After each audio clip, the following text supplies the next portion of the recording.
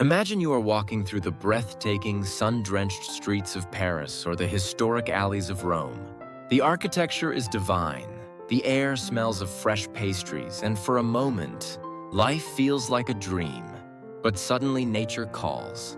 A simple human need turns into a frantic, sweating search for a sign, any sign of a restroom. In most parts of the world, this is a minor inconvenience. But in Europe, it is a full-scale battle. You look in subway stations only to find empty hallways. You dash into a cafe, but the door is locked behind a paywall. Even in luxury department stores, you are met with a turnstile demanding a euro coin.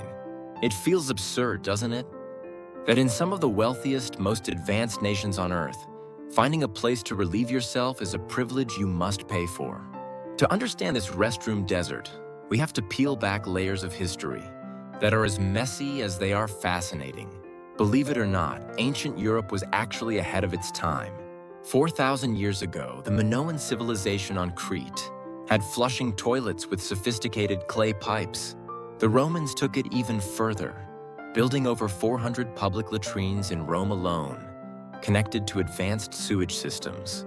But when the Roman Empire fell, so did the culture of hygiene. As the Middle Ages took hold, a strict form of asceticism spread.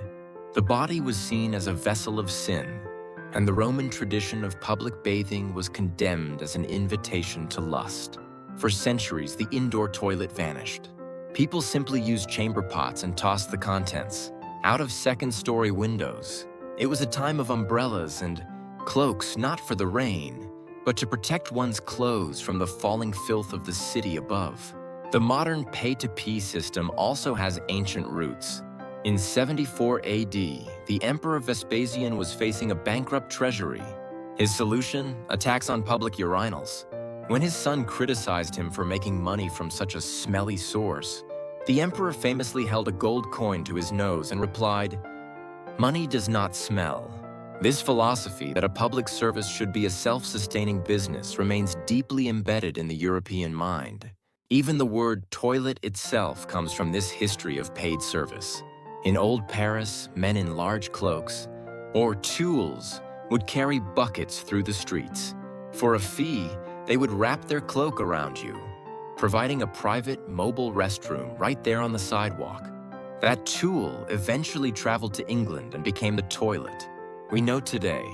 Today, the reasons are as much about stones and pipes as they are about history. Europe's most beautiful cities are living museums, filled with buildings that are hundreds of years old. These structures are made of solid stone and protected by strict heritage laws.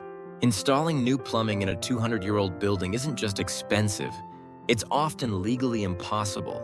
Furthermore, the water in many parts of Europe is heavy with limestone, which constantly clogs pipes and demands expensive maintenance.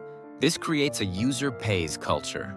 Unlike in many Asian or North American countries, where restrooms are seen as a basic public right funded by taxes, Europeans largely view them as a private service that must be managed, cleaned, and paid for by those who use them.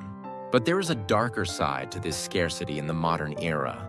In recent years, public restrooms have increasingly been seen as liabilities. Cities fear they will be occupied by the homeless or become magnets for drug use and crime.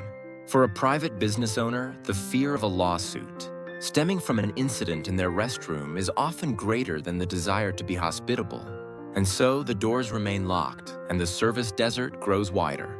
It is a strange paradox of the modern world that we can send satellites to the edges of the solar system.